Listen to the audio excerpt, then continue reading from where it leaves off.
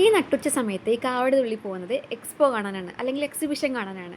National institute of fashion technology, അതെ, ചെന്നൈയുടെ സ്വന്തം നിഫ്റ്റ്, അവിടെയാണ് എക്സിബിഷൻ നടക്കുന്നത്.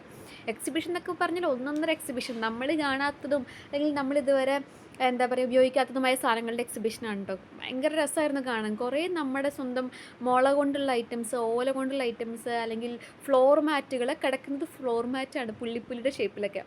പിന്നെ അത് ഈ സാധനങ്ങൾ, ഓർണമെൻറ്റ്സ്, ചെരുപ്പുകൾ, ആ ചെരുപ്പുകളേക്കാൾ ഭംഗിയുള്ള ചെരുപ്പ് എൻ്റെ അടുത്തുണ്ടെന്ന് പറഞ്ഞ ടീംസാണ് എൻ്റെ കൂടെ ഉണ്ടായിരുന്നത്. പിന്നെ ഇയറിങ്സ് കളക്ഷൻസ് ആവട്ടെ, ഒരുവിധം ഭയങ്കര മോഡേൺ അല്ലെങ്കിൽ ട്രെൻഡി സാധനങ്ങളുടെ ഒരു വലിയ കളക്ഷൻ അതായിരുന്നു അവിടെ ഉണ്ടായിരുന്നത്. ഞങ്ങൾ ചുമ്മാ കറങ്ങി കാണാൻ പോയതാണ്. വാങ്ങണമെന്ന ഉദ്ദേശത്തോടെ അങ്ങോട്ട് പോകാത്തത് കൊണ്ട് തന്നെ അതിൻ്റെ വിലയൊന്നും ഞങ്ങളെ വിഷമിപ്പിച്ചില്ല. കാരണം ഞങ്ങൾ വില ചോദിക്കേണ്ട ആവശ്യമില്ല, വാങ്ങണം എന്നൊരു ഉദ്ദേശം ഞങ്ങൾക്ക് ഉണ്ടായിരുന്നില്ല.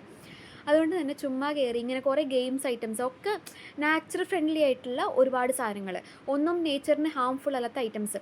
ഇപ്പോൾ വുഡ് കൊണ്ടുള്ള എന്താ പറയുക, ഈ ടോയ്സ്, അല്ലെങ്കിൽ നമ്മുടെ വാളിൽ വെക്കുന്ന ഡെക്കോർ ഐറ്റംസ്, അങ്ങനെ ഒരുവിധം എല്ലാ സാധനങ്ങളും നേച്ചർ ഫ്രണ്ട്ലിയാണ്. ഒന്നും നേച്ചറിനെ ഹാംഫുൾ ആയിട്ട് എഫക്റ്റ് ചെയ്യാത്ത സാധനങ്ങൾ, ഓർണമെൻറ്റ്സ്. അതുപോലെ തന്നെ വേറെ കുറേ സാധനങ്ങളുണ്ട്. ഈ ബ്രാസ് കൊണ്ടൊക്കെ ഉണ്ടാക്കുന്ന നമ്മുടെ വിളക്ക് പോലത്തെ കാര്യങ്ങൾ, അങ്ങനെ നമ്മുടെ ശംഖില്ലേ, അതാണ് എന്താ മെറ്റീരിയൽ പറയാമെന്ന് എനിക്കറിയില്ല, അതുകൊണ്ടുള്ള ഐറ്റംസ്.